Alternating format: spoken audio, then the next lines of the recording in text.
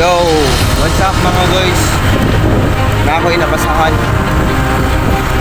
na nindot kayo. Diba ba mo? Kana ang barko, dili na siya malunod sa nagpalibot na tubig.